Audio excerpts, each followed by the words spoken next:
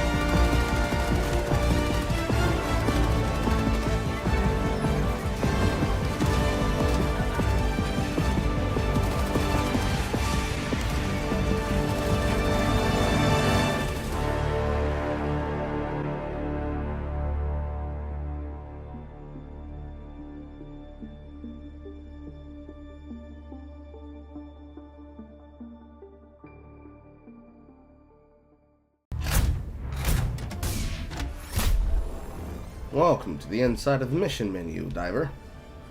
Let's take a note of a couple of things. First, to the top left is the mission standard.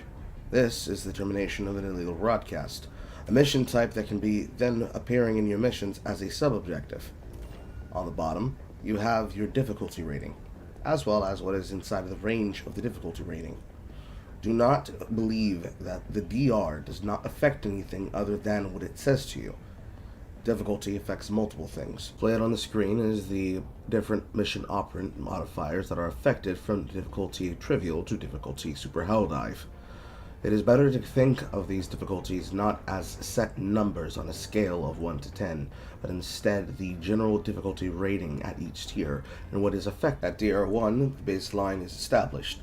There is no XP modifier. The amount of objectives that is listed is 1 main objective with 0 optional objectives, 1 medal rewarded per mission for a total of 1 medal for every mission operation ran. Operations only contain 1 mission, and the size of the map stays static to the baseline.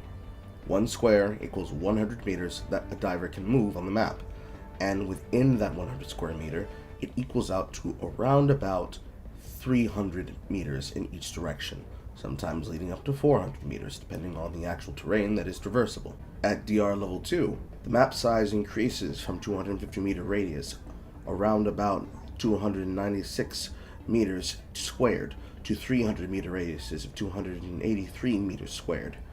4 light enemy controlled spawn zones, otherwise known as nests, outposts, and encampments, are added to the map, and it begins adding optional side objectives, with the amount of objectives in the map now being contained to the number of 1 to 3, with an optional 1 side objective. Mission rewards per mission jump to 2, with a total of 1 mission per operation. You start seeing more complex missions, such as, in this mission, you are now given the ability to start facing particular types of enemy objectives and enemy operants that are based to the faction. In this case, the beginning of the highest of what is called an enemy elite tactical asset, namely a Brood Commander, one of the basic default members of the Terminate forces. Diving into the zone, the modifiers begin to increase. The map size has now increased to 350 meter radii, namely about 385 meters squared of surface area. The enemy-controlled spawn zone sizes have now changed to 2 lights and 2 medium-controlled spawn zones. A neutral and timed optional objective is now revealed to the map, and to add to the new elite enemy tactical assets, you now have to deal with the Bile and Nursing Spearer sub-faction variants inside of the Terminate forces, based on the mission type that we're currently looking at. Medal reward during the mission now has jumped to 2 to 4 for a total of 6. The objectives have now jumped to 2 optional objectives, still with a returning number of 1 to 3 main objectives, and there are 2 total missions per operation, as well as an XP modifier of 25%. In the case of this map, the tactical objective that has become optional is the retrieval of a mutant larva that will be found inside of the area around a faction zone that is being defended by the particular faction enemies. To succeed at this objective, this physical object is assigned as a supply backpack that is equipped to the quaternary slot on a diver and must be brought to the extraction and then extracted with on Pelican 1 in order to complete the objective. The objective has amounts of health, and if its health is depleted, the capsule that is containing the larva sample will be destroyed and the mission objective will be failed. Moving into difficulty rating 4 into challenging, we see the largest jump on the difficulty changes thus far, including the inclusion of rare samples starting at challenging, as they are now added to the place of interest POI weighting. The map size is increased to a 400 meter radius, equivocating to 503 meters squared of surface area. Enemy-controlled spawn zones have now changed to 2 light, 1 medium, and 1 heavy, and we see the inclusion of the heavy units of the enemy elite tactical assets, namely chargers, hulks, tanks, harvesters, and other particular sub-faction goals that can be added to the map, such as stalker layers. Enemies can now occupy minor places of interest, and unmarked damage hell bombs, with the exception of the Deadland Biomes hell bomb, which is apparent at all difficulties, can now appear inside of the enemy modifiers to the POIs in the field. Middle rewards per mission has moved to 3 and 5 for a total of 8. Objectives to the map have retained at 1 main to 3 main, but now have increased to 2 to 3 optional side objectives. Missions per operation stays total at 2, and the XP modifier multiplier has now moved to 50%. It is now here on the map that you can start to observe that sub-objectives have now appeared to the additional main objective.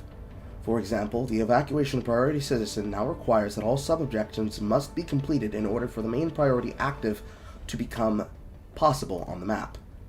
Meaning, in order to begin the objective, the sub-objective of establishing communication uplink must be finished first. And above that, what was first a mission objective itself inside of Trivial has now become the Terminate Illegal Broadcast tactical side objective to the mission as an optional objective.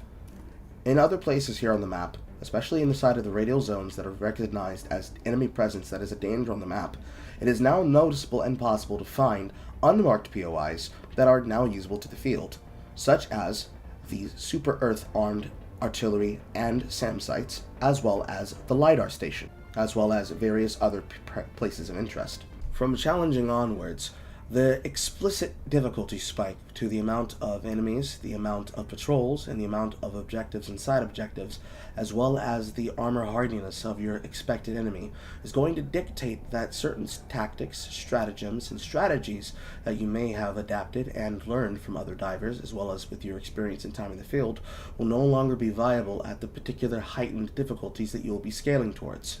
The game is designed to move you from lower levels of armor penetration to higher levels of armor penetration, and with the beginning of challenging DR4, this is with the introduction of heavier class units and more deadly and lethal units such as stalkers, that you have to start considering your options and your tools wisely. After all, it is no longer a question of whether or not of the efficacy of the tool, but whether or not the tool is capable of getting the job done and is able to do so with the ability to keep the height of success possible and the amounts of deaths low. An escalator can of course do the job of a recoilless rifle, but sometimes we need to be laser precise. And sometimes I want to glass everything within a 300 meter radius within a 300 to 600 degree cone completely off the face of the map. It might be different strokes for different folks and different types of ammunition for different divers. But what matters at the end of the day is that we are all a part of the same faction, the Super Earth faction, and as Helldivers, we work together. Hard and Extreme do not offer and show any real significant difficulty spike into the game, however they do have their own reward spikes. 4, 6, and 8 for a total of 18, and 5, 7, and 9 for a total of 21 medals on the completion of their missions, as well as the increase of the mission total, now moving to 3 missions for every 1 operation. Impalers and Bile Titans appear at hard, whereas on extreme, the enemy-controlled spawn zone sizes can now increase to 1 light, 2 medium, 1 heavy, with the appearance of War Striders and Super Samples.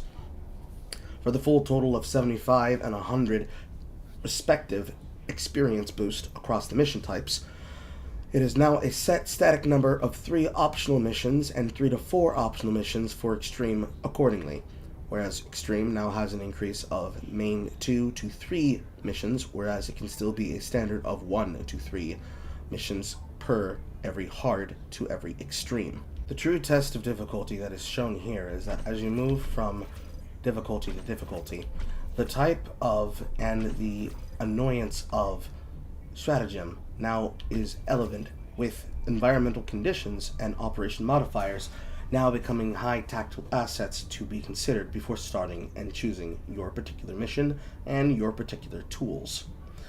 One type is a planetary condition, another type is the specific operation modifier, beginning at hard and continuing upwards towards the higher difficulties.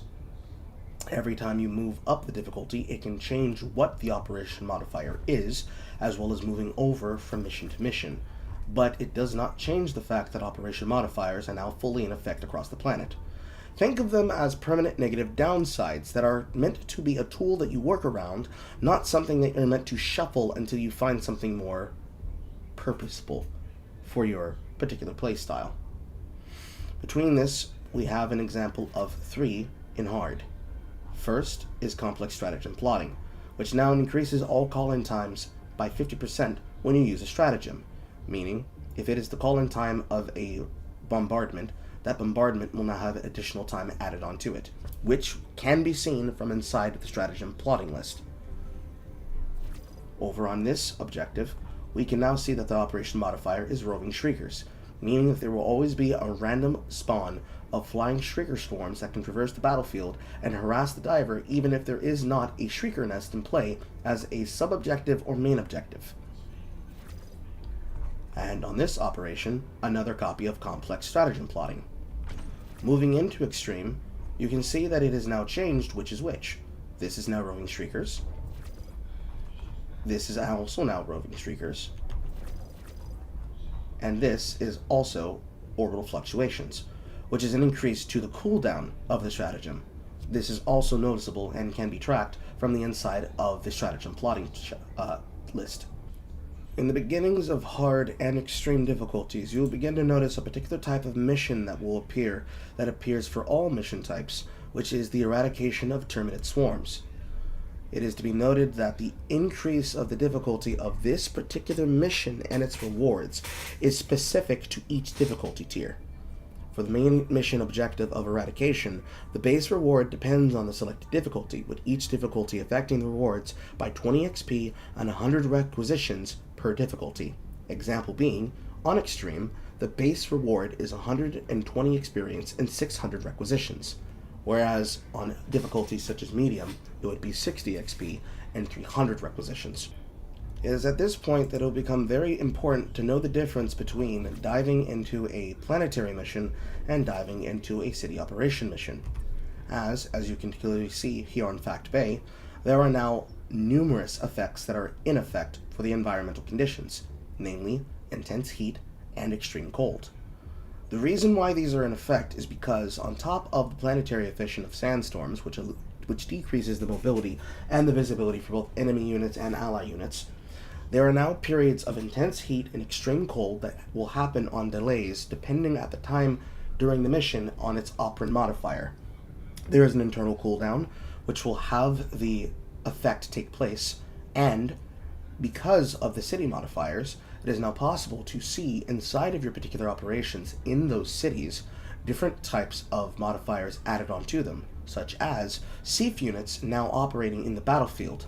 So, where the enemy now has a enemy asset tactical that will be flying through the zone randomly, you will also randomly being able to find neutral NPCs that are allied to our faction that can be commanded in the middle of the battlefield. The reason it is important to start taking in the notice of the environmental modifier as well as the operation modifier is because the operation modifiers will not immediately be shown to you. You must press the C key and hover over the zone in question to understand what modifier is in play. For example, you can notice that when I am hovering over the planet itself as the target actual, it does not show the operation modifier inside the city. But when I hover over the city, it scrolls the bar back up and then shows the operation modifiers underneath the planetary modifiers. The same as showing that same modifier for the operation modifier for orbital fluctuation on this particular node of planetary operation after I hover over the zone. It is very possible for new divers to find themselves in extremely dangerous situations because they do not notice that they are currently losing access to a tool, or that a tool has been put on a longer cooldown or a longer call-in timer because of these operation modifiers.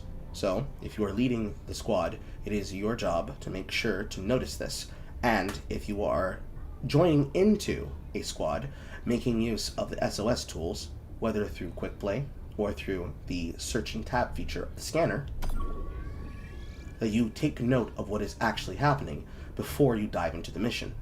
To do that, whenever you get to the drop screen, all you need to do is just simply toggle back and forth between your stratagem plot and the actual grid by using Q and E, or whatever the usual tool would be for the controller players.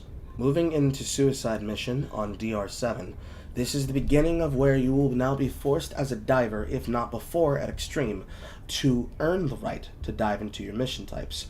As Suicide Mission, Impossible, Helldive, and Super Helldive at this point will be locked away from any standard bonded diver who has not already unlocked the permissions to access the mission directly themselves, and instead will have to either be shepherded into the mission type by a diver who has unlocked the difficulty, or dive into difficulties randomly using quick play. Inside of Suicide Mission, the difficulty now spikes again, but not as hard as it did from the switchover to challenging. Most minor places of interest now are enemy faction themed, such as inside of the Automaton structures. Main structures have now been replaced with cannon turrets that will bombard and protect alongside the entrances, fences and doorways being blocked by contact mines, and inside of the Terminate faction, the natural nucleosis bomb, namely the little urchin mines, will now start making it a harder bit of terrain to cross while trying to move silently throughout zones. New enemy types are added to the particular sides that have them, namely the Automatons gaining the Factory Strider and Barrage tanks, and the Terminates gaining access to the Spore Chargers and Charger Behemoth variant types, which will spawn and flood the field just as much as the normal Charger type.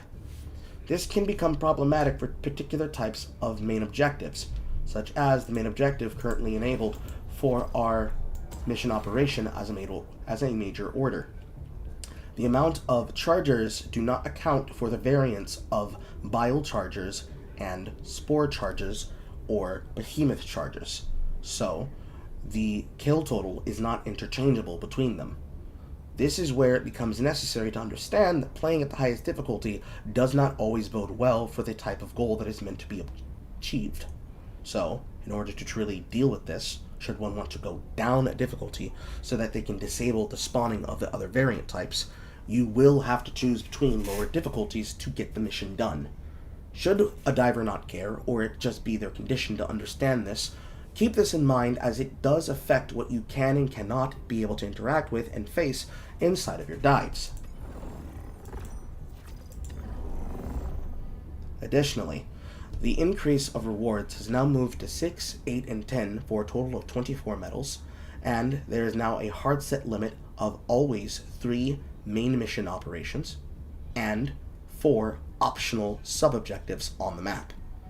The XP total bonus has now moved to 150%, and it now becomes necessary to understand some of the basic concepts of difficulty that are not listed on the map that are a part of what happens because of POI plotting.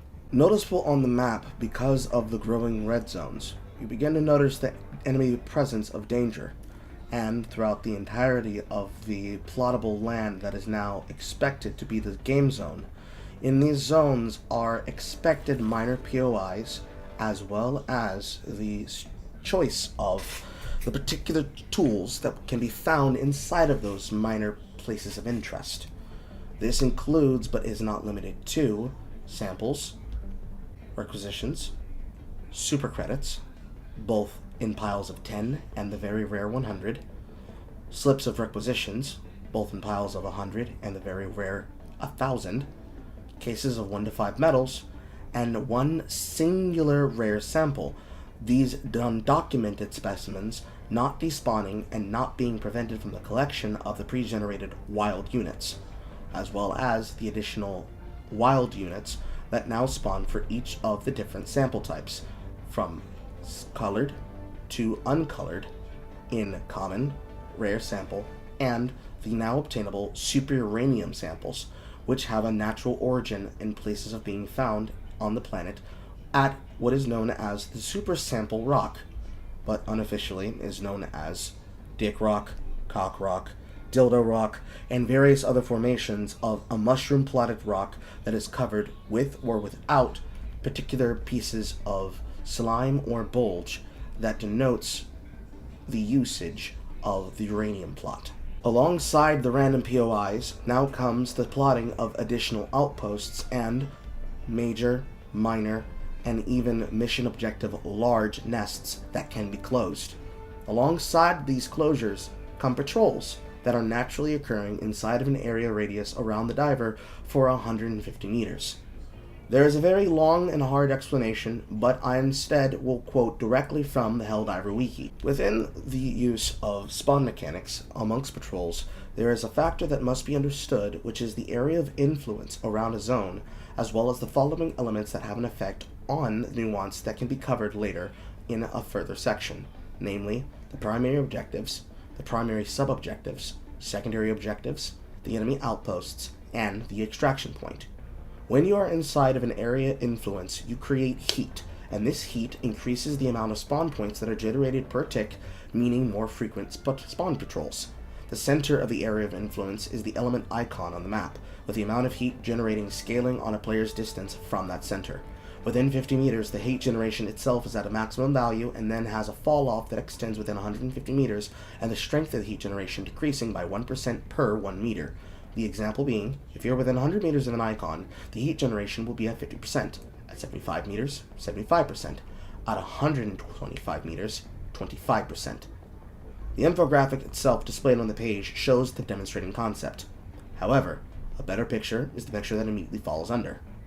Notice that the things inside of the green circle do contribute to an area's area of influence, but enemies that are in the red zone in the circle show that they do not contribute to an area of influence. When you clear out enemy outposts, these enemy outposts can be noted as a distinct map element that comes in flavors of light, medium, and heavy variants, with a number of outposts varying from mission to mission at the same difficulty. Destroying these outposts result in a pop-up message that shows that the area itself has been indicated as secured, and provides the player with requisition slips and experience, with only medium and heavy outposts to producing an area of influence and therefore creating heat, with light outposts having no effect, or one that is so small that it is a negligible number to the actual inside calculations to the heat effect. Destroying the outposts can now cause a reduction in the threshold required to then spawn patrols. You might be thinking that destroying outposts means more enemies, with the only accurate answer being sort of, because of the destruction of an outpost also removing the area of influence from the world, meaning that the global spawn rate goes up, but enemies in that area no longer increase your heat, with examples being that destroying the outpost results in a logarithmic increase to the spawn rate, from a 0.9 multiplier from the first outpost up to a 0.8 for all outposts. The first outpost that you destroy has the biggest impact, with the patrols spawning 10% faster. The type of outpost destroyed does not matter. Destroying all outposts on a map result in patrols spawning at 25% the faster rate, and the threshold reduction persisting for the remainder of the mission.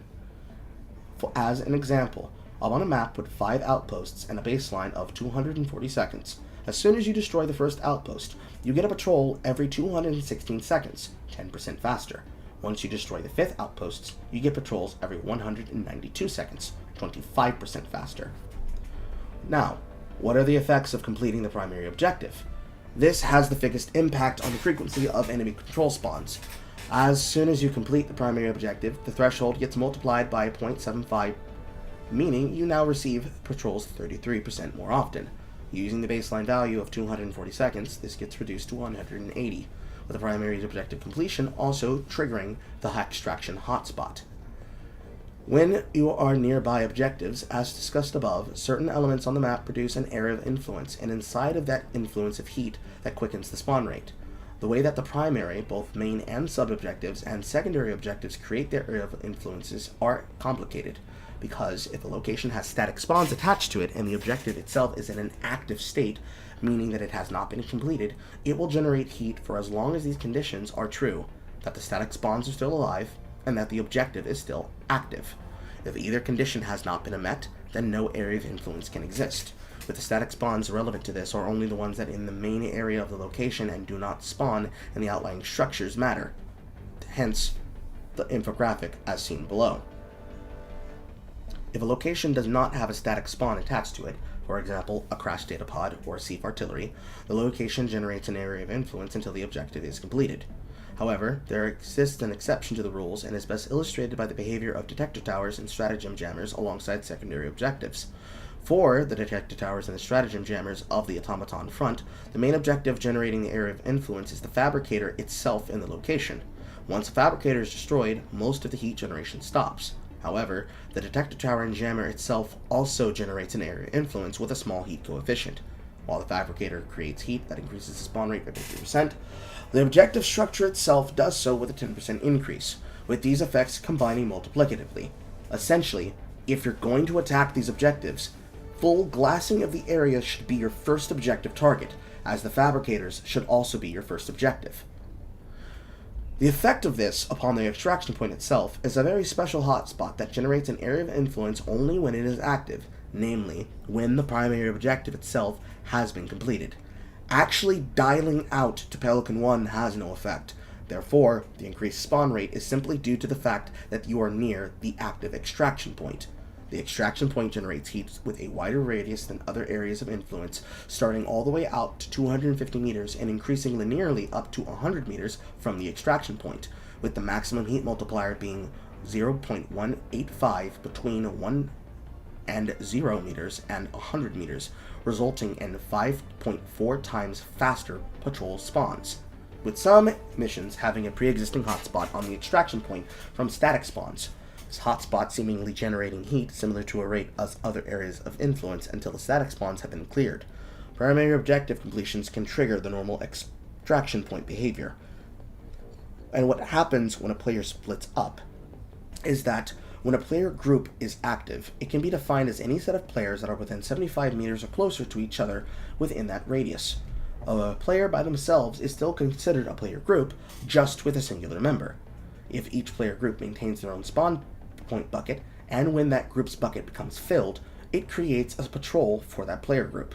For example, if 4 players were all over at 75 meters away from any other player, you have quadrupled the spawn rate because every player group is spawning their own separate patrol, with the pictured infographic helping demonstrate. If one player group is inside of the 75 meter radius of another player, covering each of their positions, one patrol will spawn at either point outside of 75% of the distance away from that diver at that radius. If the circles themselves around the divers do not group together, you will have 2 patrol spawns because you have 2 player groupings. The same thing as if you have 4 divers 75 meters away from each other, each creating 4 patrols. And then finally, the most common stratagem plotting and the most common grouping of a 4-man lobby, 3 divers operating with a satellite 1 diver orbiting them will create 2 player groupings for a total of 2 patrol spawns. Each player group affected by the areas of influence will always have their own AOIs affected independently. One player group being in an area of influence does not increase the heat for any other player group, with the modifiers on outpost destruction and primary objective completion being global, affecting all players. Because of this, a concept that now needs to be understood and described is the concept of a reinforcement train. And this is probably the most complex and most annoying part of understanding movement across the map on difficulties, and must be demonstrated by instead diving into a mission. A reinforcement train is what happens when a diver finds themselves in a scenario and situation where they have to be able to deal with both the patrols and the static spawns in a zone, while also dealing with the enemies nearby. Notice, we are currently positioned here at the sub-objective of an activation of oil pumps. S2 is currently satellite out into position where he is dealing with the majority of the attention and influence and heat of the attention of the spawns in the zone, as well as the spawns coming out of the zone, as I am currently being harassed by the spawns that have come out of the bug breach, namely this spore charger and its artillery in the form of the warriors and the predators, as well as the pouncers. In order to create what is called a reinforcement train, what needs to happen is that the divers must end up going for so long running from their problems that by the time that they complete and kill off the enemies, they have been noticed by another patrol and now have summoned another breach. To counter this, a diver must be wise about how they deal with the enemies and be prepared for the problems that are going to be affecting them. In this particular scenario, we're now under the effect of the stratagem plot of the Operation Modifier of the roving Shriekers. To counter the Shriekers, I've summoned the Gatling to the field. By allowing the Gatling to deplete the enemies in the air, while S2 and I control the enemies on the ground, we eliminate the opportunity for any particular enemy to be able to call in another breach. For breaches, bot drops, and planetary drops from Illuminate warships are all forms of enemy reinforcements. In the Terminate faction, it is most common to see and find yourself in the middle of a reinforcement train because, as you now notice, there are patrols moving from outside of the radius of M1's marker because a patrol is moving through the zone and has gotten attracted attention that is pulling enemies to the marker to our current position. This will continue for as long as this objective has not been fully completed. Through the use of our stratagems, it is possible for us to not only complete the mission, but to be able to control and protect our backs using our tools and our turrets to protect us.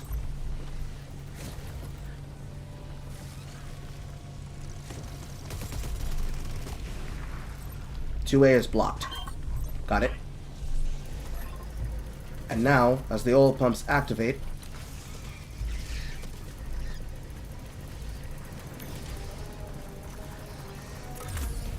this zone stops creating an area of influence. And now, we are able to deal with the area of influence directly to the west, or continue to the Lidar station in the north.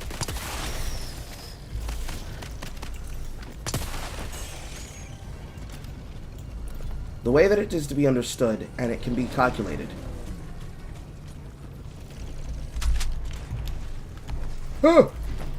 And the way that it can be understood and calculated, as simple as it can be without all of the words that you just heard. When you're inside of a zone, there is a zone between 750, I can't speak, between 750 to 125 meters. 750? That's not a word. 75 meters and 150 meters out as a radii bubble.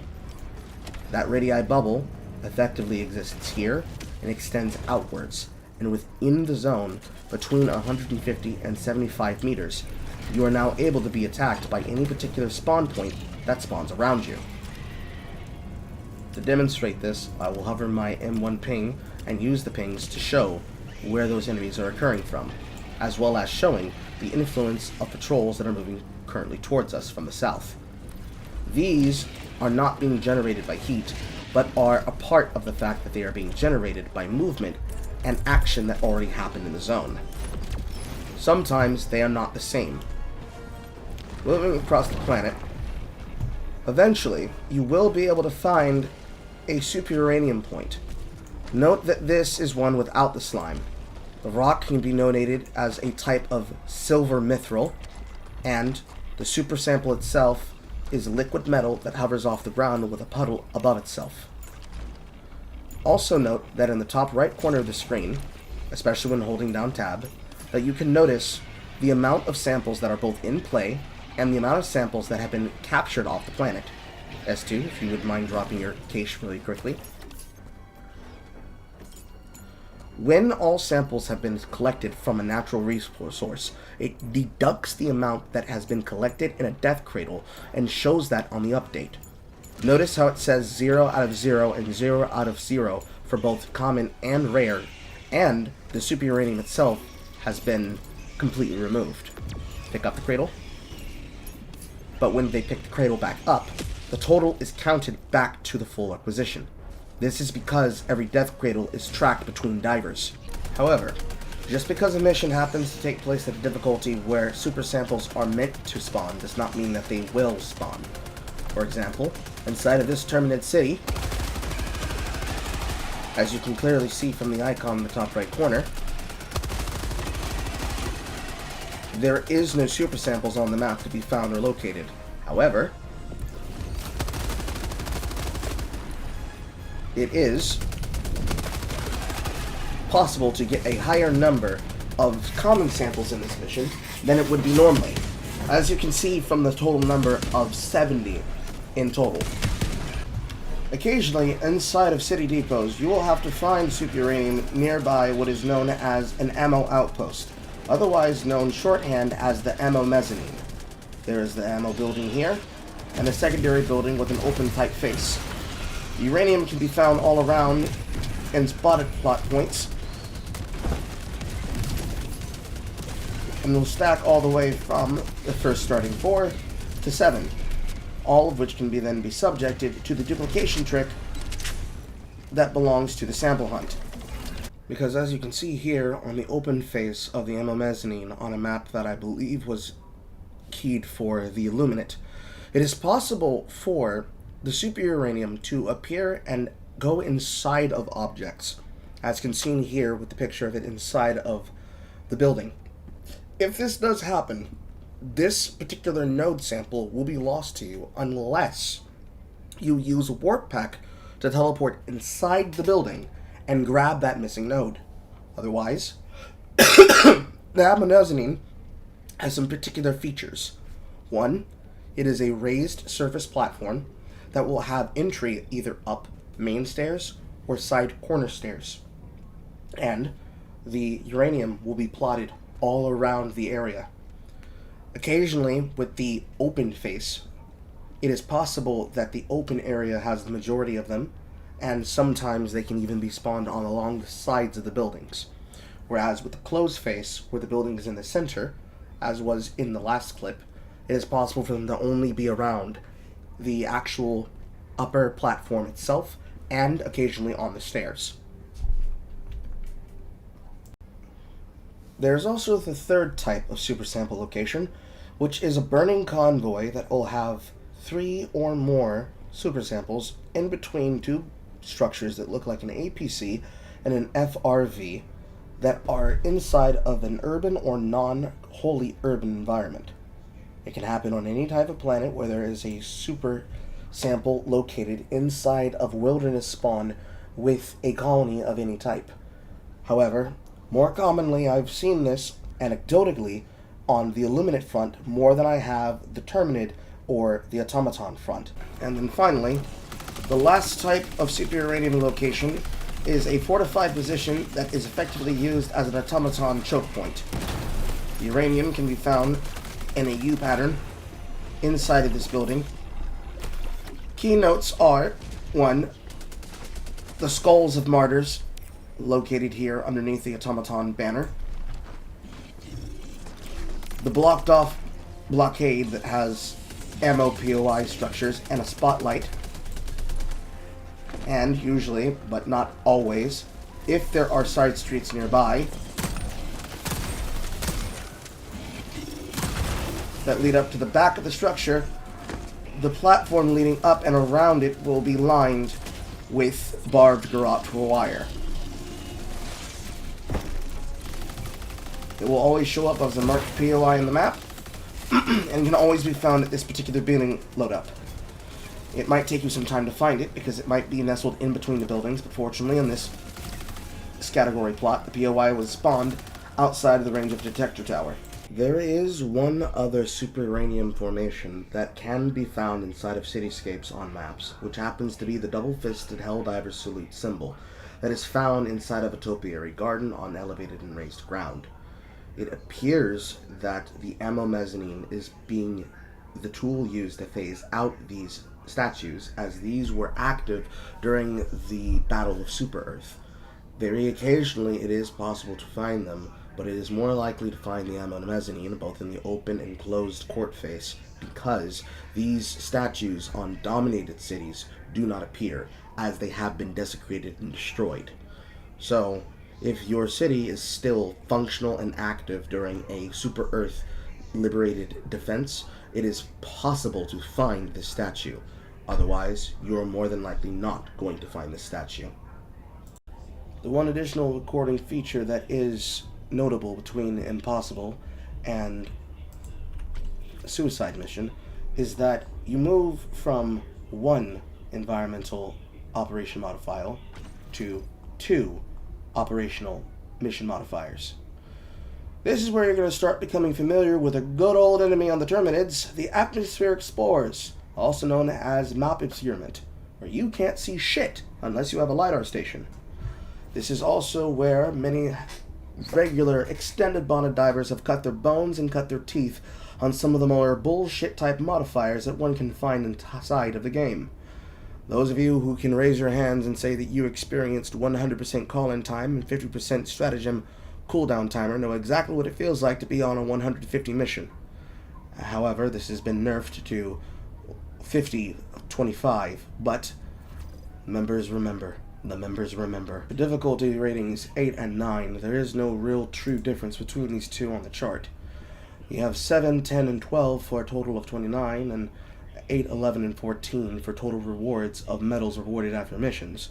And the main objective missions can move between 3 and 4 between them, with only one additional optional missions subtotal in the total of 5. However, between DR8 and DR9, enemy-controlled spawn zones will now change to 1 light, 1 medium, and 2 heavy, with Alpha Commanders and therefore Alpha Warriors appearing amongst the Terminates, as well as reinforced Scout Striders appearing amongst the Automatons. Outside of this, there is no real difference between these two, with the exception of the increase of enemy-controlled zones now equaling 2 medium and 2 heavy, and the difference of 200 to 250 additional experience boost at the end of the mission campaigns. Which, before we get into Super Helldive, let's talk about samples. When diving down into a mission and you're dealing with modifiers such as bug spores, understand that you will be completely radar blind. You will not be able to see the direction of your enemies, you will not be able to tell how many enemies are nearby you. All you will be able to know is that there are enemies in a general direction, and you'll have to put more trust on your eyes and ears and on the compass rose of your map than hoping to rely on anything else you'll get from another diver. You want to move quick, move tight, and move fast, especially if you find yourself, as we do currently, inside of a blitz. In order to be able to get back any means of using your map, you must complete a Lidar station and activate it in order to gain markers to your map. This is the only way to counter bug spores. Unfortunately, it is the only instance of a type of blockade division that exists in the game. Only the Terminates do it, so count yourself lucky that you don't also get jammed by the Illuminate and the Automatons. Inside of Blitzes, you only have 12 minutes compared to the 40 minutes of a mission. So, if you're going to do an objective, you have to make sure that objective is worth your time. On a map like this, sample farming and sample hunting is not necessary or advised. But if you can somehow find them in the 12 minutes you're on the planet, by all means, bring them back with you. But you're not going out of your way to find them. On 40-minute missions, the time and trick to use and beat is to understand the purpose of the front 20 and the back 20. In every 40-minute mission, there is the 20 minutes of the mission that allow for main goal completion and progress of the map, dismantling fortifications, taking out patrols, dealing with suppression of reinforcements, and completion of main goal objectives. If it is possible to move across the map and continue looting at the same time, then it is possible to collect samples as well as POIs without losing tempo across the map. In the back 20, it is to be assumed, assuming every person in the group is skilled, assuming that it is a 4-man dive, assuming that the players in question, even if it is a solo dive, is aware of what needs to be done, whatever time is remaining after the completion of the main goal, if the front of the mission was the first 20 spent specifically on those goals, the operant goal of the back 20 minutes of any 40-minute campaign is to continue wiping out and clearing out any additional side objectives, POIs, and side jobs that can be done across the map. So, if a hard 20 minutes were set in the beginning of the mission, those first 20 minutes are used to do the main objective and the main objective alone. The reason why is that the idea is to use this strategy to conserve deaths and conserve lives. If one is using a 4-man squad, that is 20 requisitions plus an additional booster for additional 4 requisitions for a total of 24. Including the lives dropped on the planet is 28 bodies. 28 requisitions of reinforcements that can be called to the planet. If a diver is using all 28 of these requisitions, assuming that they happen for various reasons that are important, you will want to use these to do a main objective, not use 13 of these to burn them on a mega nest. After which, in the back 20, the mission will allow you to burn whatever other acquisitions and allocations you have left for the purposes of completing and fully clearing the map, if possible. Realistically, it is impossible to truly clear the map 100% all of the time. You'll miss a sample here, you'll drop acquisitions there, you might get a glitched door on a bunker that is impossible to open. If you're solo, you won't be able to open all the bunkers. But getting as close as to 100% as possible is the goal. Doing so means playing smart, making smart plays, and being very advantageous about your movement across the map.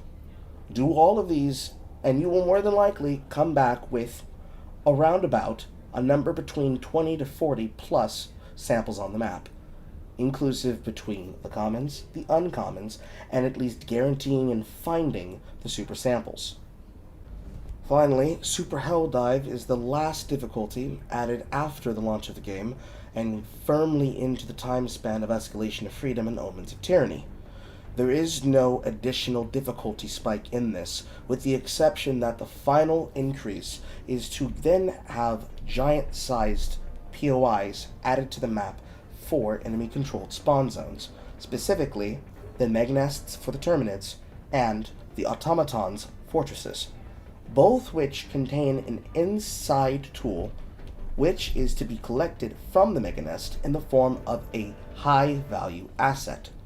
Inside of the Meganests, it is the mutated egg, and inside of the fortresses, it is the inconspicuous data, which represents themselves in the form of an egg that is amber-colored, as well as a bot head that has been disembodied from the rest of its chassis and is wiggling around.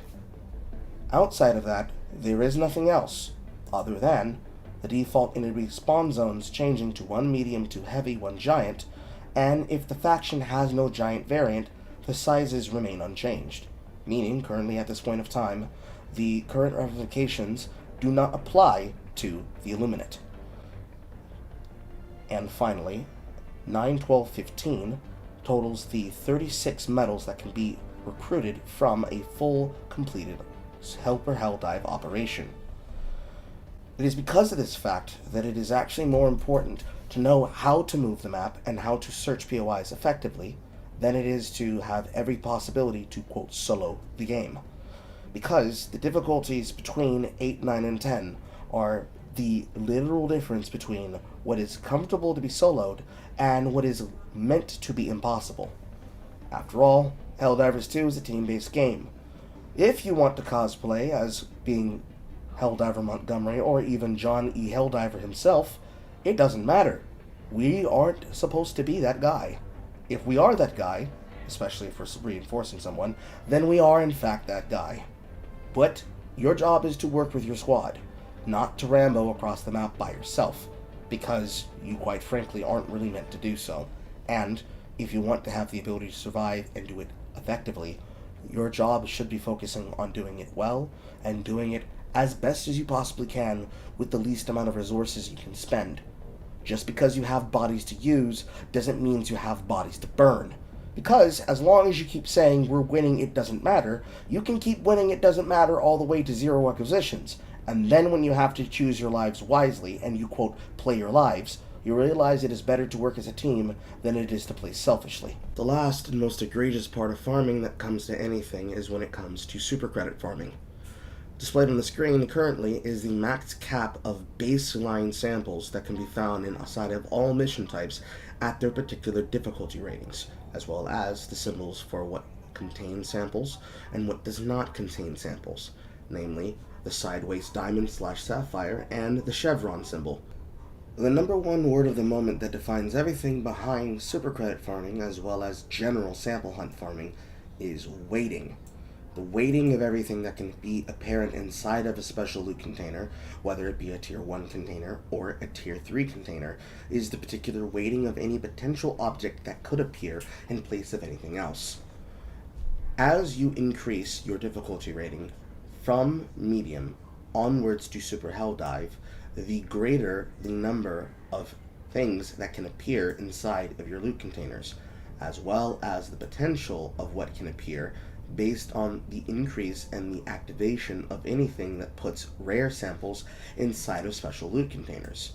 Meaning, once you start using difficulties at challenging and greater, you increase the weighting of things to include rare samples.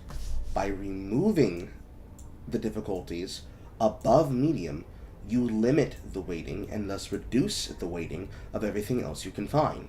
Meaning, in every tier 1, tier 2, and tier 3 container, tiered because it has the capacity to have more than one thing, drop pods and supply pods being 1, cargo containers being 2, and vaults, which can be activated with the help of another diver or looted individually with the use of the warp pack as 3, would then reduce the amount of potential things that can appear inside of them from 5 to 4.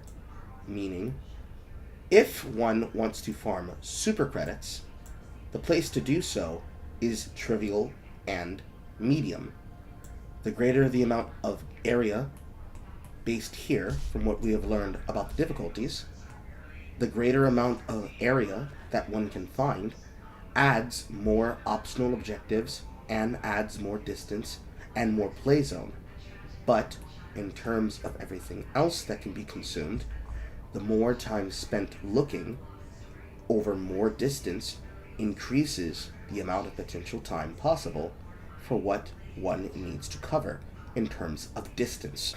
Therefore, as short as I can possibly make it, if one is wishing to farm for super credits, they should only be playing at trivial to medium.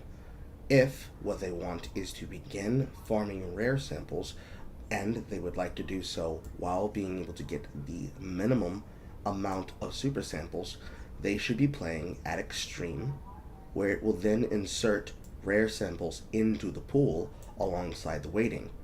If what they want is to find super samples in larger amounts, as well as maximizing the amount that they can find, they should be making use of the sample scanner booster as well as the sample extricator booster on their dives, because it will give them a 15% chance to duplicate all samples that they find, as well as an unknown chance, but let's say the number is somewhere around 10, just for sake of argument, percent chance to find small green samples inside of their hunts. Ultimately, if they want to do so while making full use of their time, they should do so on 40-minute dives. They should make use of the front 20 and the back 20 should be able to buy themselves enough time to find those samples, and they should do so in a full squad so they can make use of 4 boosters so that they can use at least these 2 boosters plus an additional booster, possibly something such as UAV or anything that gives movement speed. When attempting to set up a dive between at minimum 2 extra divers, consider if it's possible that a diver has access to an FRV vehicle either from a free stratagem or by taking it as their 4th stratagem in their slot. Otherwise, one diver should always have access to sample scanners so they can have the chance to duplicate the amount of samples that they find in the mission. Alternatively, you also need to look at the situation on the map and consider what has to be dealt with first in order to make it possible to begin farming in the first place. On this colony mission, this is an emergency evacuation. In the top corner, in the center of the map, we have the Mega Nest, which will have the high value asset. In the south is the secondary sub-objective, and outside of the reach of one of the main sub-objectives for initialization of data, we have one of the extract terminate sample sub-objectives, meaning one of our backpack slots are going to be occupied, which means this needs to be left at the extraction point in safety so it does not get destroyed in the field by taking over combat.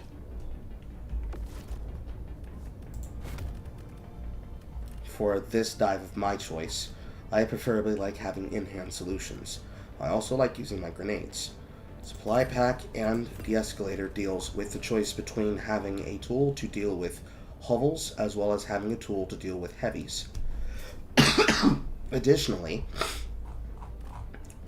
I'll be making use of 100mm rocket pods as a tool to attempt to snipe and weaken heavy unit targets moving throughout the field so that I can be able to soften targets that don't already die to the de-escalator within a few volleys within the 6 grenade launch.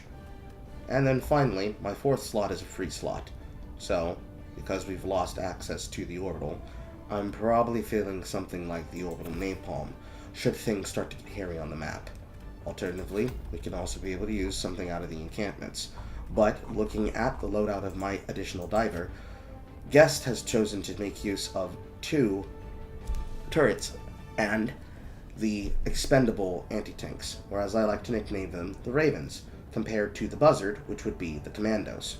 They also are making use of the Eagle Airstrike as a means of hole closure, meaning with the inclusion of what is already there on the map, as we can clearly see by looking at the toggled info, that there is a sieve artillery, as well as the use of the Hell Bomb, because more than likely there is also a scientific center that needs to be destroyed in the terms of a laboratory, as well as the SSD delivery and all of the other basic mission stratagem permits that can be seen at the top of mission stratagems. To look at these, you simply only need to tab over and use tab to toggle the information. I can also be able to look at what we have in our primary, secondary, quaternary, and tertiary slots. Namely, I'm bringing the AR-32 pacifier, the GP-31 grenade pistol, and the G13 incendiary impact grenade module, whereas they are bringing the SG-225 SP Breaker Spray and Pray, their own GLP-31, and the G142 Pyrotechnic. They will be wearing the CE-27 Groundbreaker, which is engineering kit inside of a medium armor. I will be wearing, not this, probably something more like... Where is it? Not that. This. The SR-24 Street Scout, preparing with Siege Ready, which will allow me to have additional ammo capacity within all my weapons, a faster reload speed across all of my in-hand weapons within my slots. And with this, we will be hunting. Let's see what happens.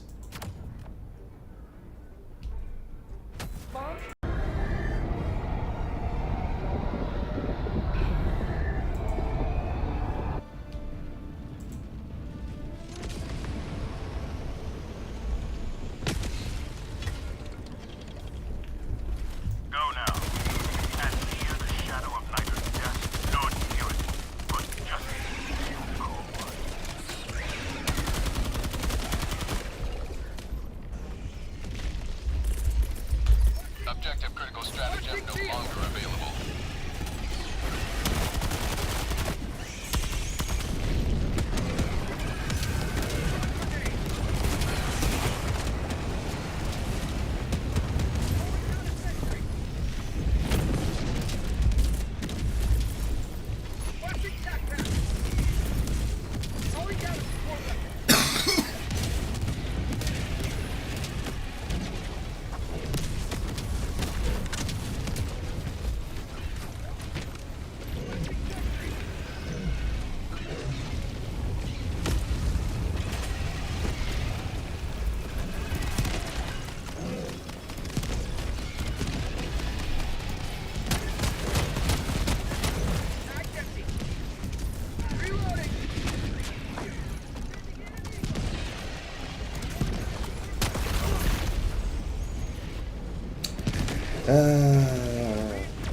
I should have kept the hard armor on. Request approved. Reinforcements have been launched. Helldiver, reporting to the front.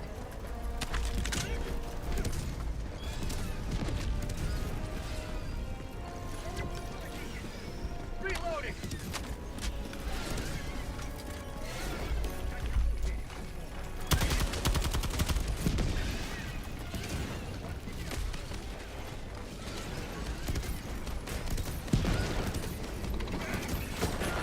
Terminate type structure destroyed. Engaging terminal.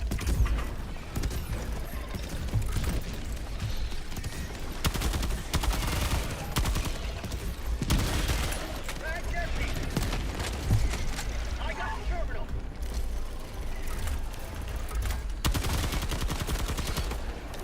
Engaging terminal.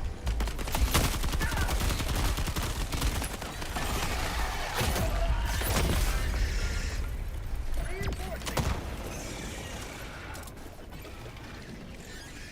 Last reload.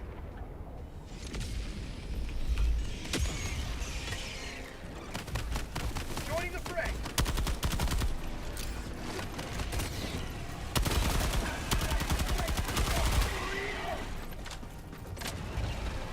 I got the terminal.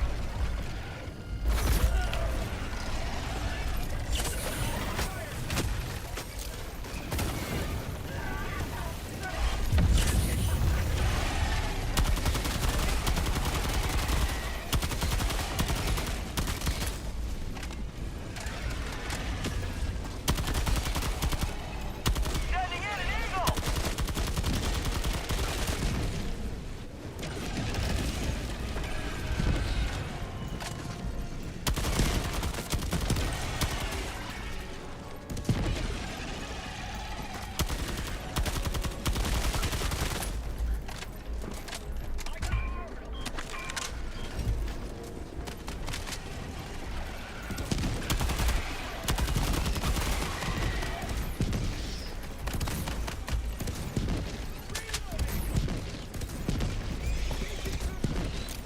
Fire in the hole.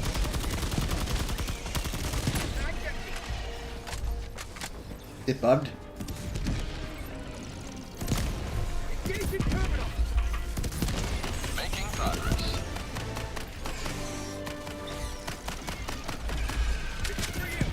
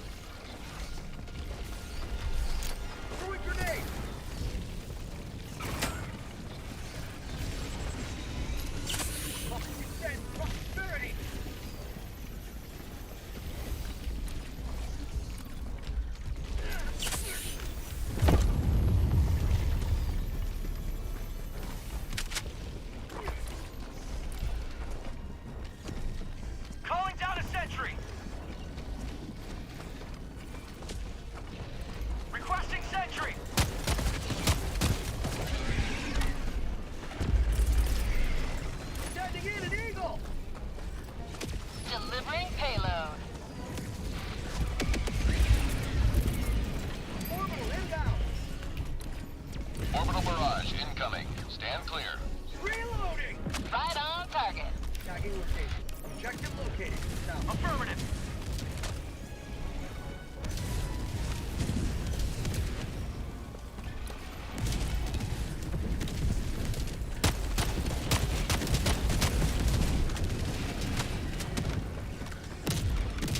Calling down a support weapon. Requesting air support.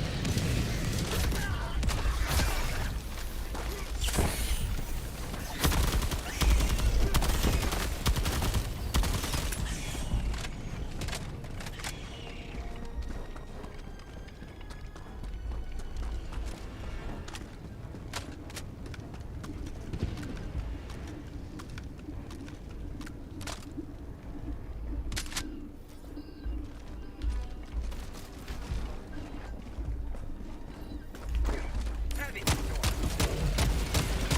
Reloading. Engaging. I'll take it. Tagging map. North. 200 meters.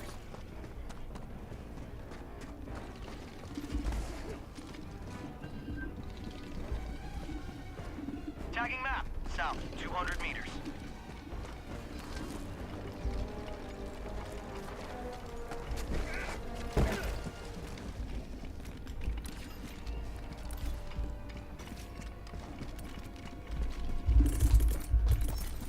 Calling down a vehicle.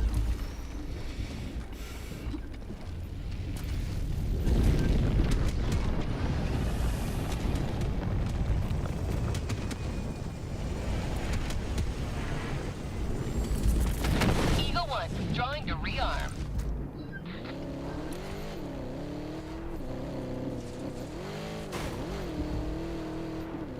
Requesting sentry.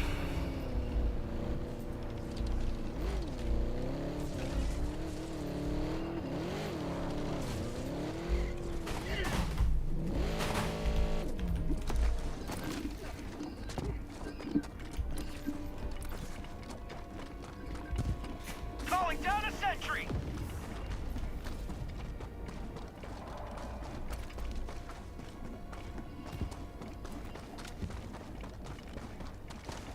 Package acquired. Dropping package. You mean napalm barrages? Yes, I did that on purpose. Dropping item. Rare sample collected.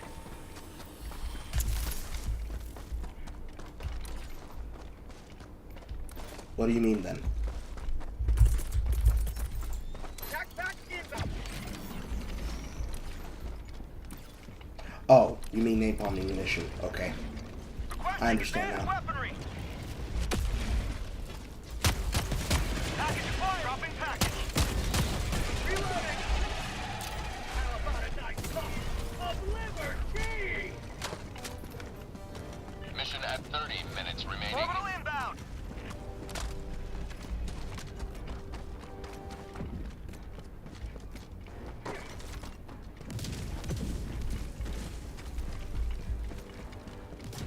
Super Earth's finest, back in action.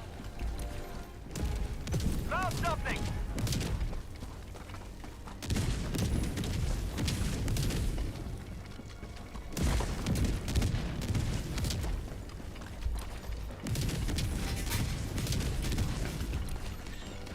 29 minutes.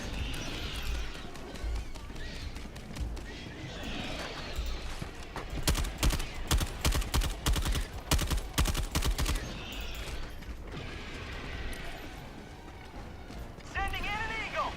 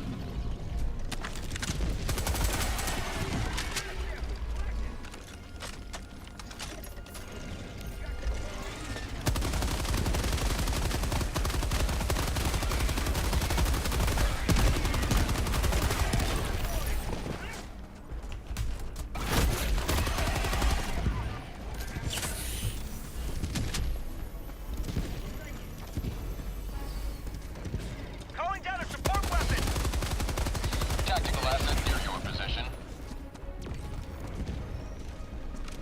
Package, dropping package.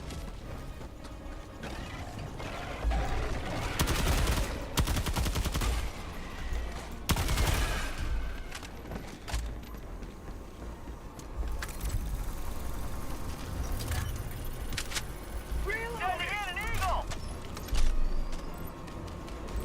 I got the terminal. Taking target overwatch. Package, dropping package.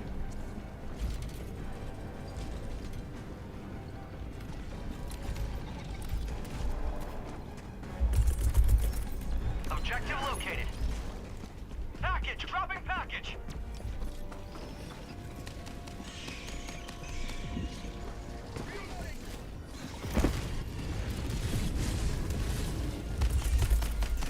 Calling down supply.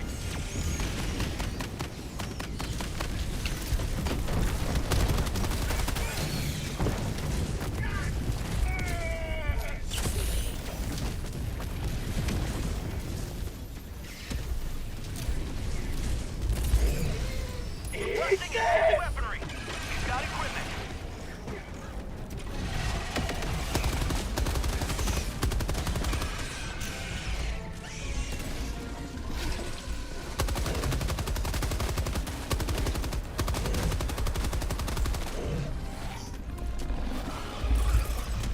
Sending in an eagle.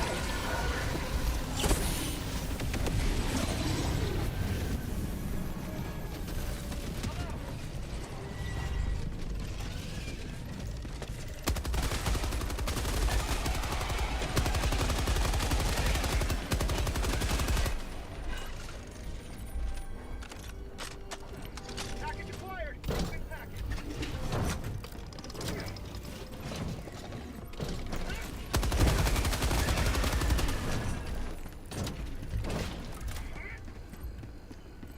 I got the terminal.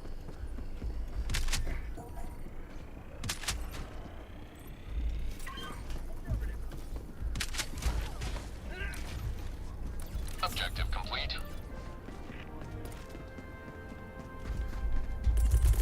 Eagle 1 rearming. Be back shortly.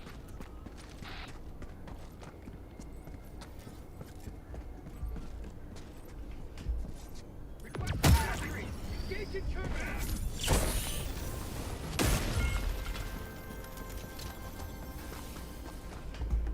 Dropping a pin. Southwest. 200 meters. God damn, that's a lot of markers.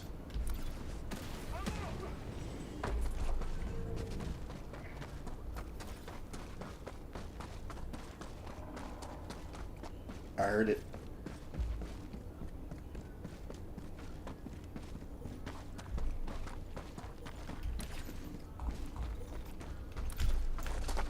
Marking location. Primary hole in the wall.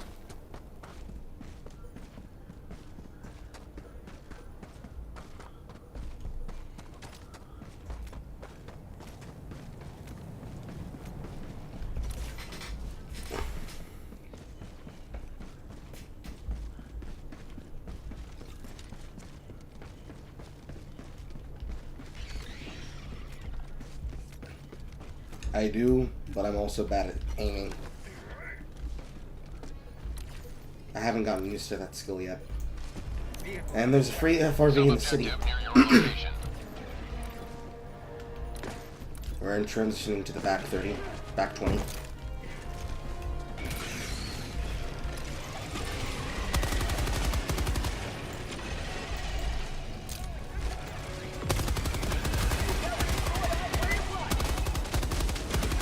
Eagle back in the fight.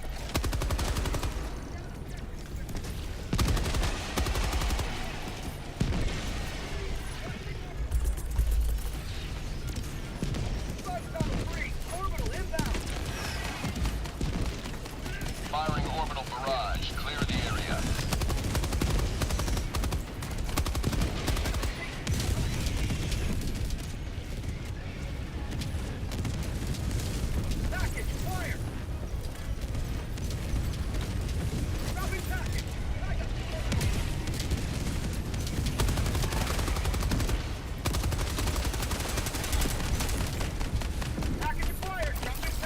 Package in.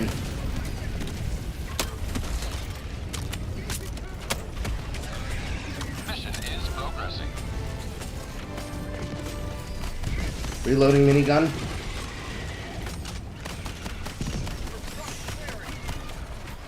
Making space.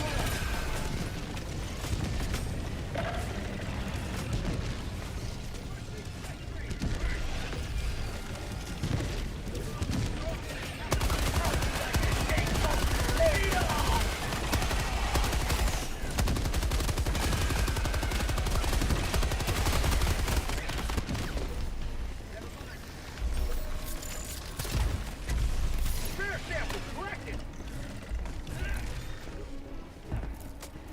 The vehicle's back across the pack. I'll grab it.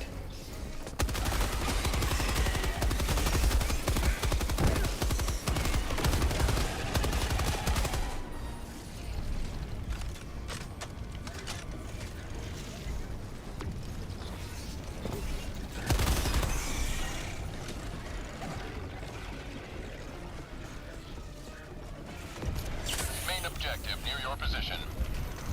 Throwing grenade.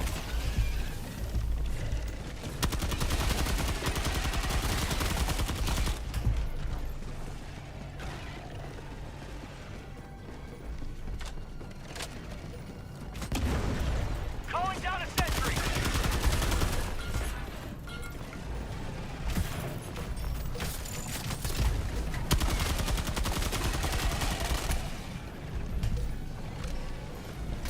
Sample collected.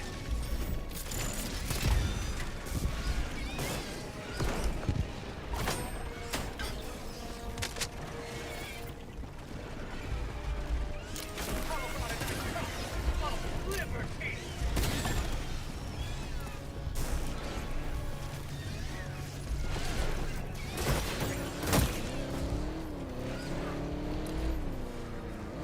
Requesting advanced weaponry. Dropping a pin. Northwest. 200 meters. Affirmative.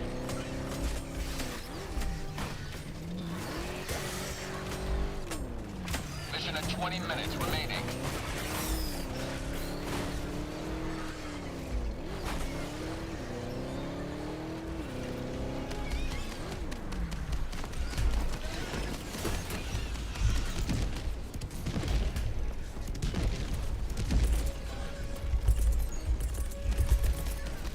Requesting orbital. Orbital barrage incoming. Stand clear.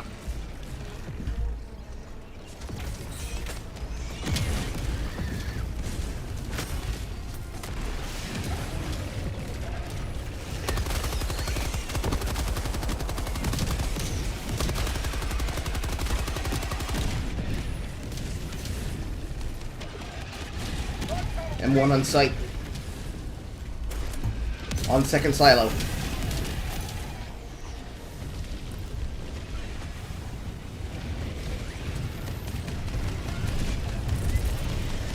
Requesting air support.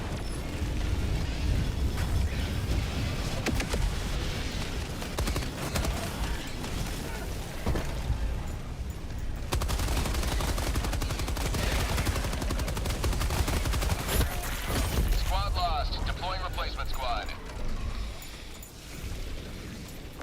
Request approved. Reinforcements have been launched.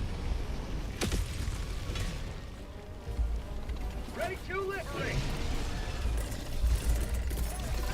Requesting advanced weaponry. Orbital inbound. Orbital barrage incoming. Stand clear.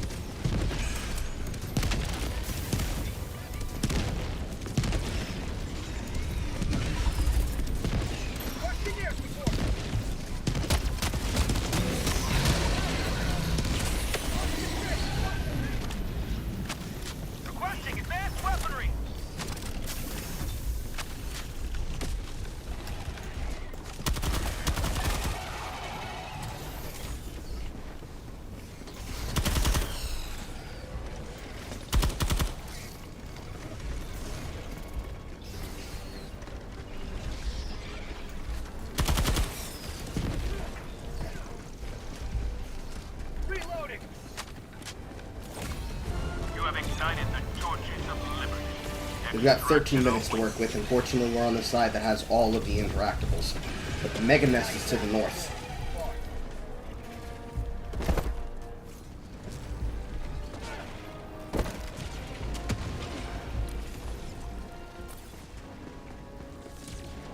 Did they blow up the car? Car's still dead.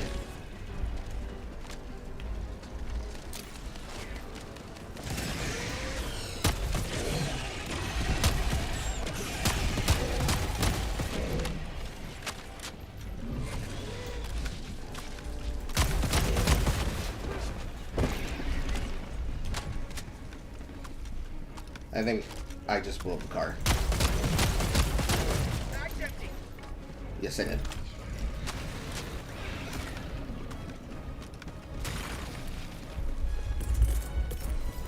Calling in reinforcement.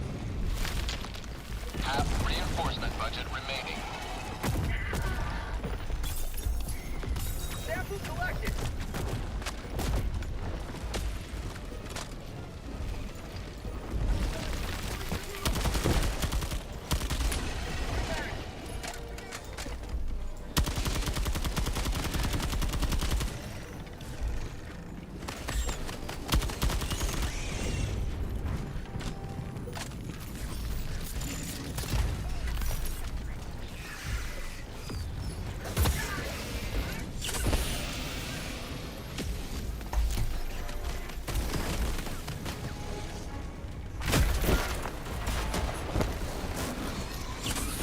Today!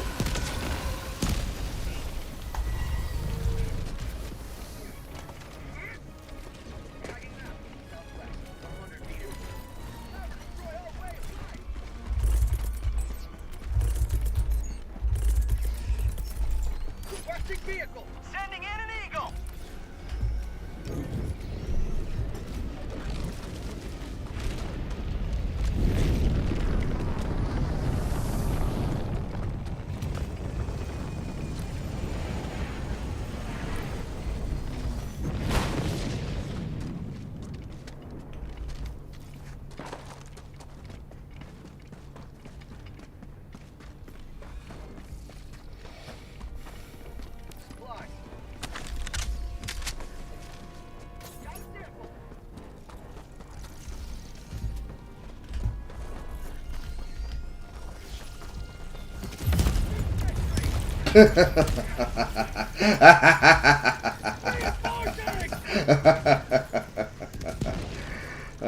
That's always funny. Request approved. Reinforcements on the way. Joining the fray.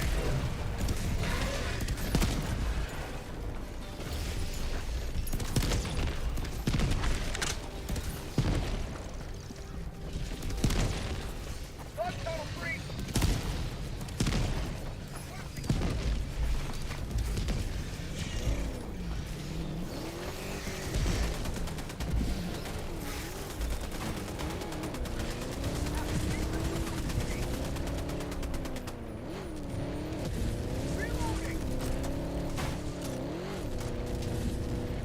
Mission at 10 minutes remaining.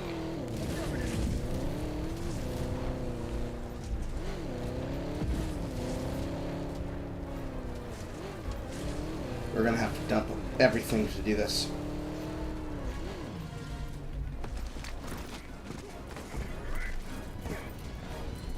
Extraction is available. Orbital inbound.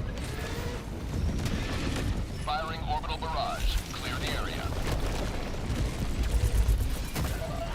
Requesting orbital. Firing orbital barrage. Clear the area. Sending in.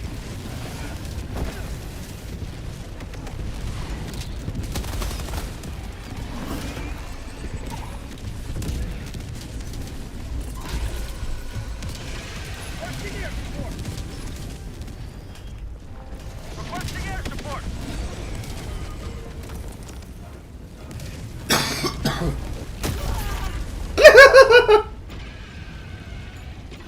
Something moved the leg of the Bile Titan and made the indestructible damage filter of the Bile Titan leg that normally deactivates after death become active again. And it was probably a charger pushing the leg aside. Democracy has landed. That's funny. Sending in an Eagle. Requesting sentry. Going down a support weapon.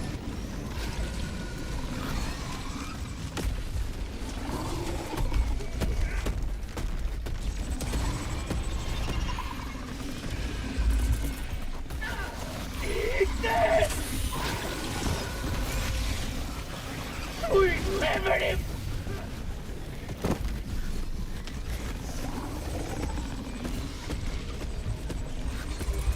Requesting advanced weaponry. Bug tunnel free.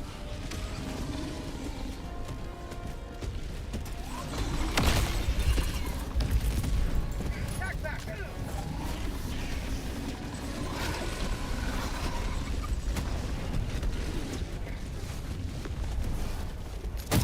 Extraction is available. Reloading.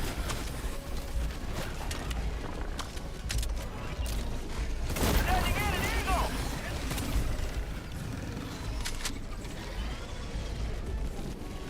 Calling down a sentry.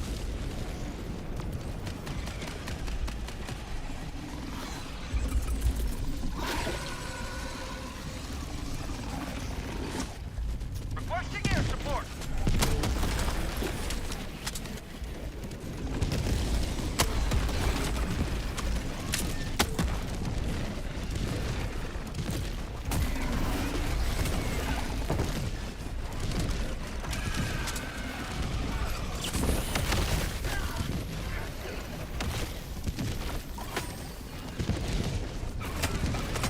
Calling down a support weapon.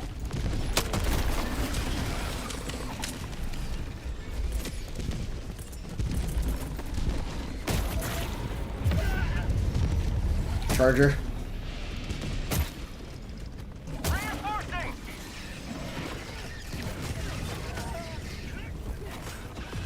Request approved. Reinforcements on the way.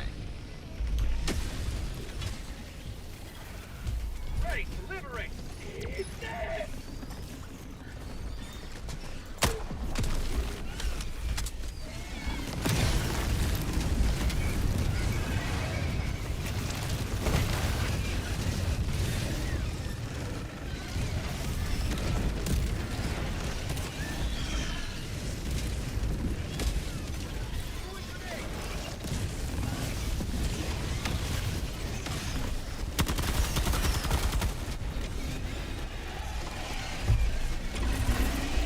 Requesting air support.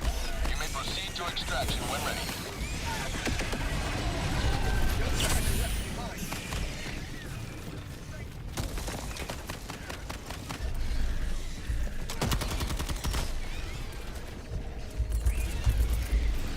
Orbital inbound. Orbital barrage incoming. Stand clear.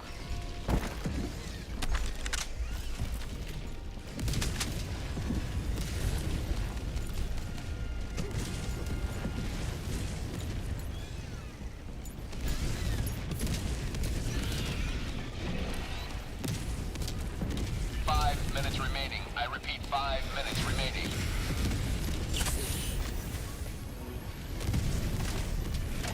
Terminate outpost destroyed. And now for the egg. Log. Cancel that. Northeast. Marking location. Northeast. Tracking location. Northeast.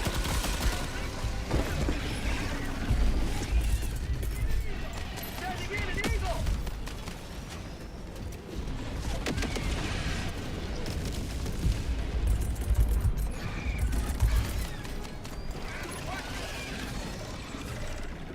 Firing orbital barrage. Clear the area.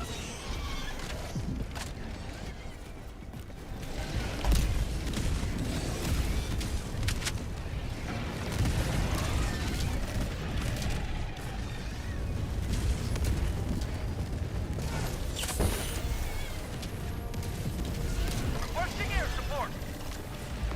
Do we already have the high value asset? Negative.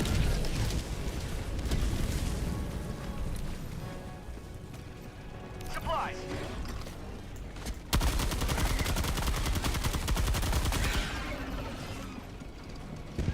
Extraction is available. Requesting vehicle. Package acquired. Dropping a pin. 300 meters.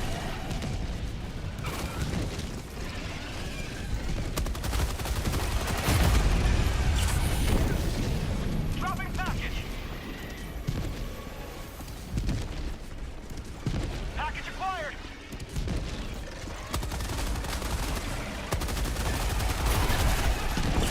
Freedom never rests.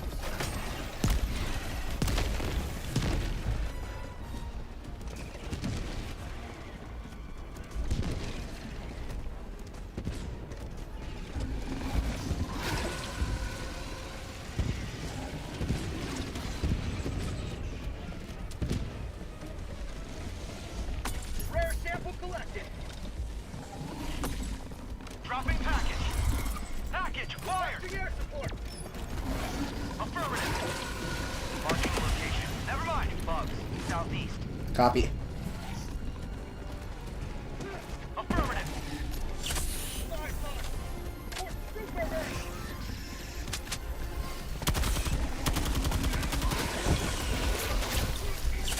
Not today. Eat this.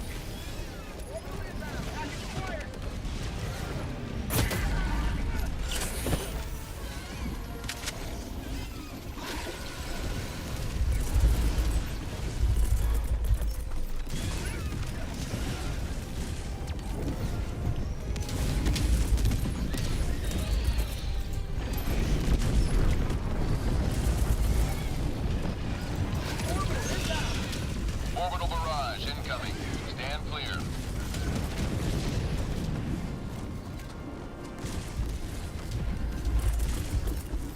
Requesting advanced weaponry.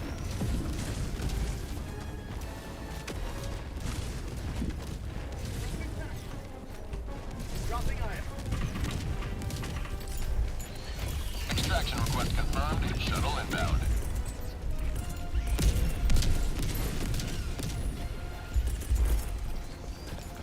Calling down the line. Package acquired. High value sample collected. Dropping package entry.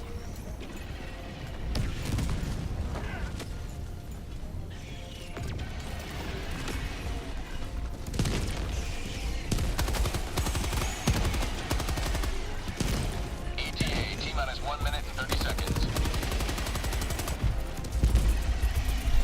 Requesting attack.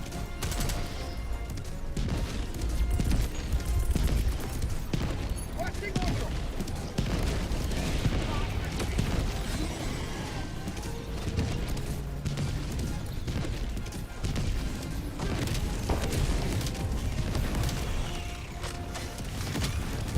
No, that was a toss. It just didn't go far enough. ETA T-minus 1 minute. Work destroy cut off in 15 seconds. I'm dropping everything I can. Sending in an eagle. Attack underway.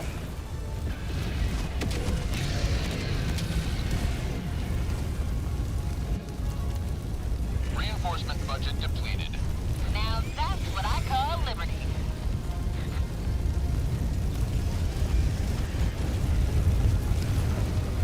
ETA T-minus 30 seconds.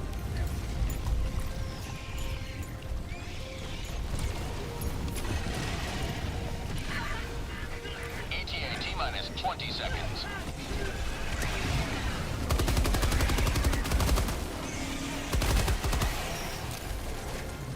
ETA T-minus 10 seconds. Clear landing zone. Package acquired. Pelican 1 approaching pickup. High value assets in hand. Pelican 1 landing in progress.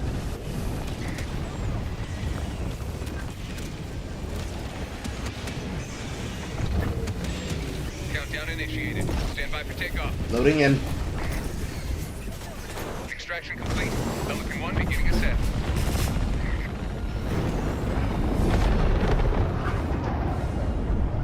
Democracy prevails once more.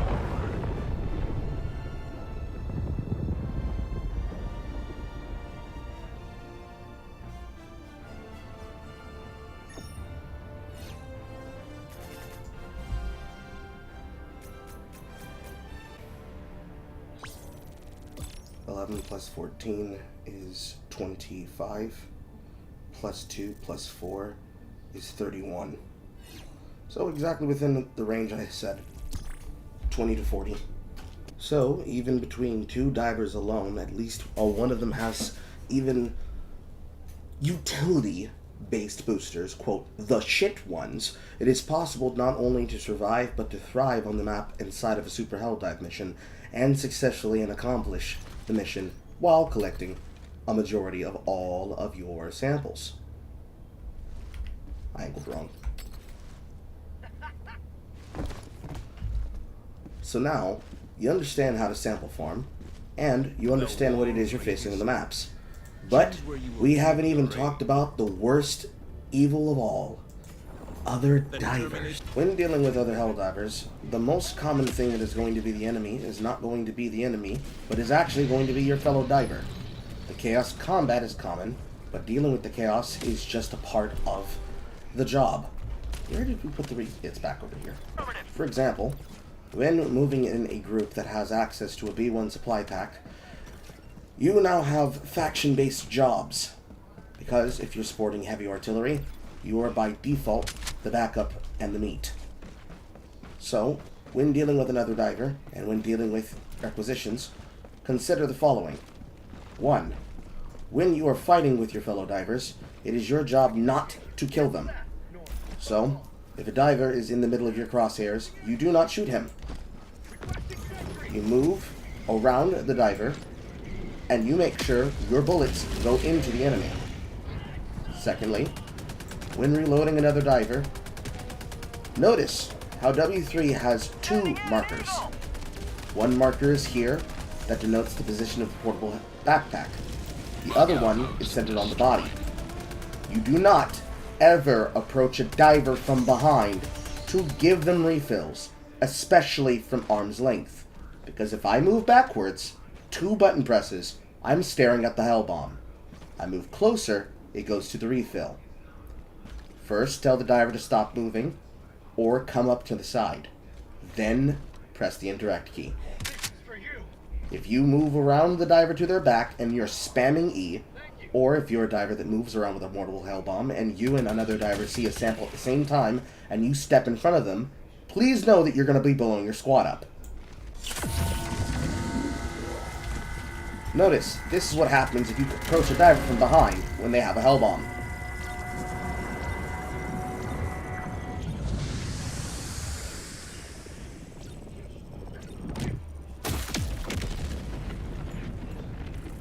When the diver respawns, they will more than likely assassinate you, because you set off their hell bomb. Now, when a diver returns to the field, and they have little to no ammunition, keep in mind for the fact that your ammunition, as well as theirs, is controlled by the exact same loadout. So let's say you have a resupply diver that has a few caches. When the diver returns to the field, they're going to want to re-up their ammunition. When you're dealing with a supply pack, understand that one supply pack is not 1, it is 2. Observe. When I touch the resupply pack and I reload... Oh, that's not good. Orbital barrage incoming. Stand clear. I reloaded myself, but gained another supply pack to use in the backpack. That is because when you have the B1 supply pack, every resupply case you pick up goes into reserve. So now, I can refill my fellow diver. So when you walk up to the supply pack and you do not carry one, keep in mind that you are effectively wasting not 1, but 2. Sometimes, it's not always possible to reload perfectly and perfectly, but if you have the ability to do so, try to get your divers to let you help them. Because when you help others, it's just like literally helping yourself. And additionally, if you are the muscle in the back of the group, and your job is to put down bullets downrange, always make sure to approach a diver from their side and to support them. Basically, if there is an enemy in front of us, I want to move my aim so that I do not put my diver in danger. If my diver is crouched, I'm shooting over his head. If I'm in prone, I'm shooting aside my diver. I do not endanger the squad with my aim. I only endanger the enemy with my lethal threat. And I make space. Keeping this in mind will make you capable of putting more ammunition in the enemy than in your diver's back. Occasionally, when attempting to work with a squad and you're using a SWAT color, it is effective to be able to ping out your targets using your mark key. However, when it comes to target overwatch, it means having eyes in the back of your head for every member of your squad. What that looks and sounds like is that whenever you are looking at the map, you are going to call targets and call range whenever you're being aggressed by any particular target that is dangerous. What it looks like and sounds like when you're doing target overwatch is it looks like this. Enemy east-northeast 62 degrees at 35 meters. Additional targets at north-northeast 27 degrees 40 meters. You call angle and direction, and if possible, engage the target, and take it out before it takes out your fellow divers. This way, your divers stay on task, and do not get distracted by any additional operatives in the area that would otherwise knock them down and cause them to be incapable of defending themselves. When working inside of any front, but especially inside of fronts such as the Automatons, occasionally you will find need to make use of two-man backpacks. Two-man, two-hand, or two-man diver backpacks are equipped with one side being the tool, and the other side being the backpack meant to reload said tool. For the purposes of demonstration, we have here the autocannon, the epoch, and the recoilless rifle.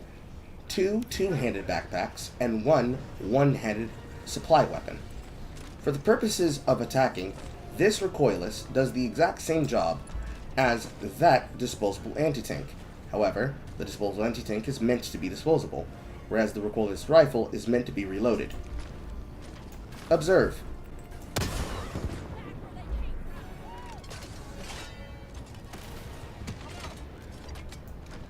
One is shot and then is immediately reloaded after being shot. The other, a one and done. We'll cover cooldowns on stratagems in another module, but for the purposes of what this job is meant to be used for, you'd think that one diver, one tool should be good enough. Well, what if I was to tell you that it was actually possible for a diver to be able to use the weapon as well as reload at the same time? To do that, I will drop the recoilless rifle, and I will now assist my diver in reloading.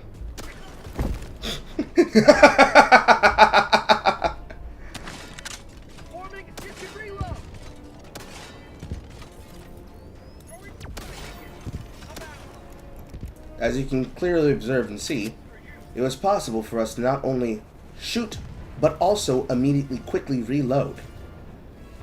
This is called a squad reload. One jockey attaches themselves to the diver and effectively gets soft core moved with them as they are attached using the interact key, while the other diver maintains hip fire. As long as the diver doesn't move around a lot, you will remain attached to the diver and need press no other button. Then, an additional diver, such as S2's position, can then reload the backpack diver who is reloading the main-handed diver. This now means, while I'm holding these backpack slots and they're holding the recoilless rifle, we will be able to output the damage of a recoilless rifle within the instantaneous reload time that it is offered.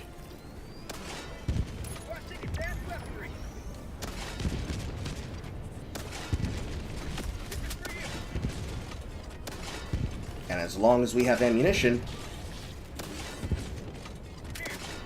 we have ignition.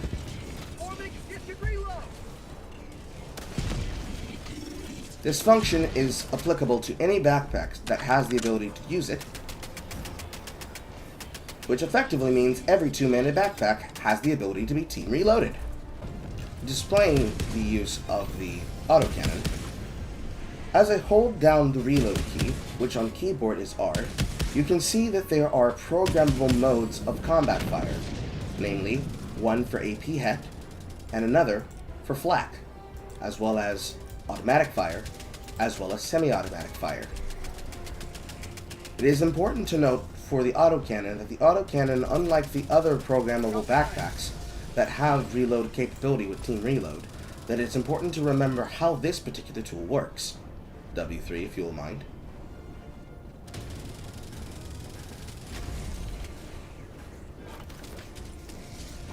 The autocannon backpack has the ability to reload the autocannon just like other tools.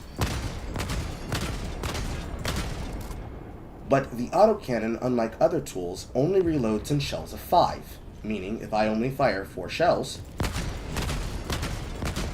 the diver is not able to reload the backpack. Instead, they'll have to wait until there is another ammo opportunity provided in my firing line to continue reloading. So, if I hold down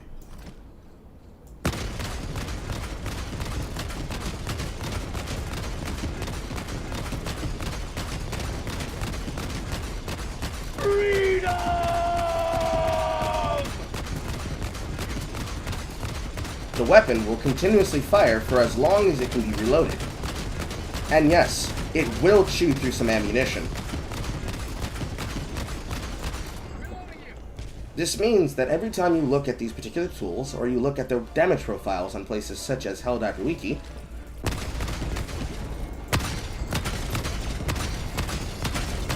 you aren't truly seeing the true capability of this weapon. So, not only does one need democracy, you need jolly cooperation to truly unlock the real democratic freedom available to you and your requisitions. Make sure everybody's drinking liberty, whether they like it or not! And with that display of democratic force and liberty, this concludes today's module. That wasn't that fun, Diver. Next time, on the next module, we'll be going through the entire stratagem list, and we'll be breaking down how to make use of your stratagems so that you can be prepared for the weapons that you use, the weapons that you will use, and the ways that you'll be able to pair them with other stratagems to get the most out of the effectiveness of both the kit and your whole caboodle. This is Helldiver Montgomery of the SES Courier of Conviction. Special thanks and welcomes to my fellow divers, Wi-Fi, and guests of their respective super destroyers. We'll be seeing you all next time. Goodbye, Cadet.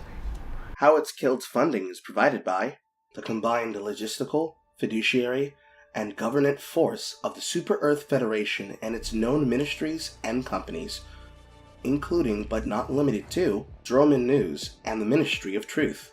We stay informed to inform you. Cobb Genetics and the Ministry of Humanity. Nature 2.0. Trust Store Holdings Limited and the Ministry of Prosperity. Trust Store. We trust you to trust us. The Ministry of Science and the Center of Science, operating on Fenrir 3 in the Umlaut sector. Permacure Pharmaceuticals and the Ministry of Unity. Permacure, put your life in our hands. The Ulterior Corporation and the Ministry of Expansion. Ulterior, operating under the mantle. Additional operation costs and funding is paid for and provided by the Ministry of Intelligence and Employment in collaboration with the Ministry of Defense, utilizing the strategic arms of our partners, Morganson's Munitions and Stahl Arms. Additional logistics and support provided by the United Negro Carl Fund, where a Carl is a terrible thing to waste. Support your Negrohood today, or you hate black people. And finally, the unilateral support, allegiance, advice, and suggestions from viewers and contributors like you. Thank you.